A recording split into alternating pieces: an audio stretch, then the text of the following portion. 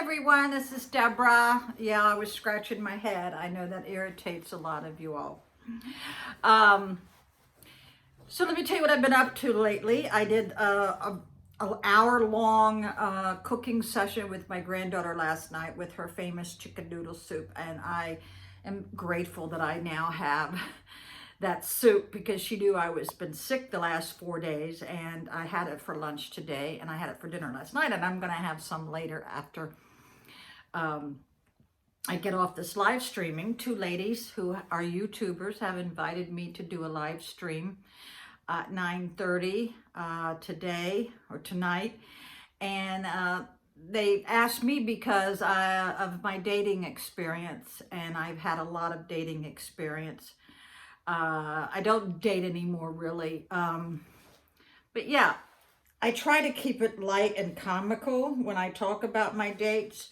I don't mean to hurt anybody's feelings, but it's a jungle out there, let me tell you.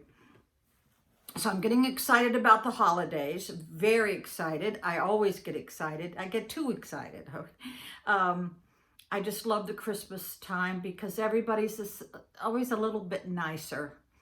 And I love decorating. I always have. Even when I was a little girl, I remember going out in my parents' backyard and getting sprigs of holly and making arrangements. And I was like 9 years old. I was like at fourth grade. I remember doing this and spray painting it with gold or silver.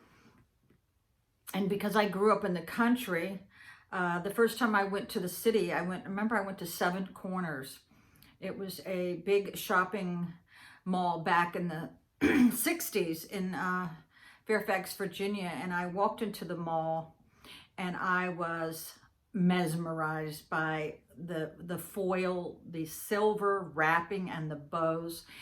And I think I'm the only one in my family that has consistently sent out Christmas cards since I was like 13 years old. I've always sent out Christmas cards.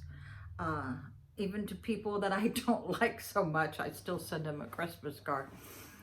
But the only thing I'm doing with my house at the moment is, I had a hair in my eye, is some fine tuning, hanging curtains in December or January. I have to build up some of my foundation in my crawl space where I see that some concrete or cement is missing in some of the block work. So I've got a bag of thin set. I'm going to mix it up myself. I'm going to have to go buy a trowel it on there. Just anything I can do to maintain the integrity of the house.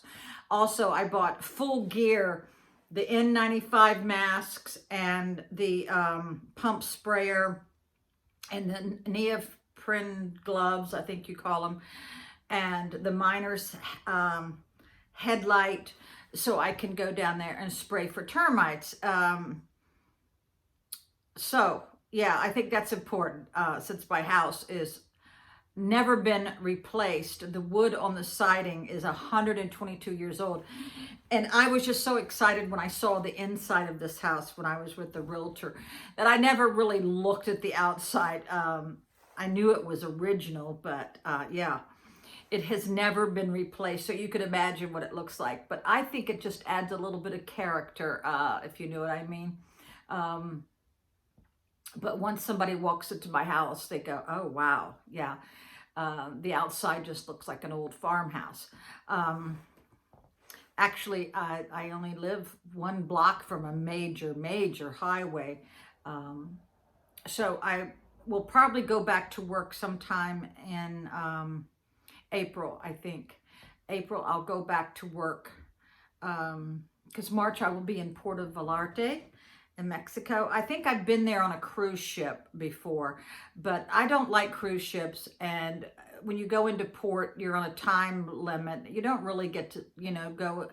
I like to hang out with the natives, and you can't do that when you're on a cruise ship. And you are like rounded up like cattle on cruise ships. Let me tell you, I've been on many cruises. The only one that I really had any kind of joy with was Walt Disney Cruise. But I'm going to tell you about my brother. A year ago, almost to the day, his wife passed, which was one of my best friends. I mean, we grew up together. She was dating my brother when they were in high school, and I'd already been married a couple years. And we actually did grow up together. We had a wonderful relationship. She was the most funnest, if there's such a word, funnest woman I've ever met. She was glamorous in her own way. She was just so much fun, and anybody who's ever met her wanted to be around her. You only wish that she would show up because you knew you were going to have fun, right? But she was very loved in our family. And she had a lot of medical problems towards the end. But so my brother finally he moved out of Manassas, and he moved to another little country town, not too far from me, and he bought one of his favorite horses that has been a true winner at the track, because he, breeds thoroughbred horses, and he races them on the tracks on the East Coast. He brought his poor horse, Song of Honor.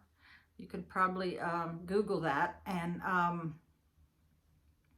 brought the horse to his farm, and it got hurt, and he had to put the horse down. So he is very, very sad about that. I can't imagine.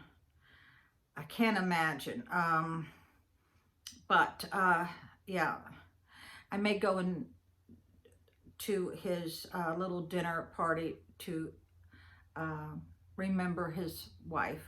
And so let's see, what else? Yeah, I got to hang curtains. I've got to organize 60 some years of photographs. Let me tell you what, that is a big undertaking when you're elderly, and you've got to preserve some of the family memories. That is a big undertaking, because I was because of my brother's wife, she was the photographer of the family. That's why me and her really wasn't in too many photos, because we were always the ones taking photos of everybody else. But towards the end, she was a good inspiration. I started taking pictures, and I got a DSL, I think it is DSL camera. So I became, the photographer of the family. I think that that hobby turned into my YouTube channel. So that is a big undertaking that I have to do. And a lot of you all, if you haven't done it, you need to start cataloging or putting them in a good place, or doing a backup of them or whatever. Let's see what else. Yeah, I've got to put down some fertilizer in my yard. I've got to mow the grass one last time. My son did a really good job this summer keeping it mowed. So yeah, I do miss that. So I will say good night. Bye.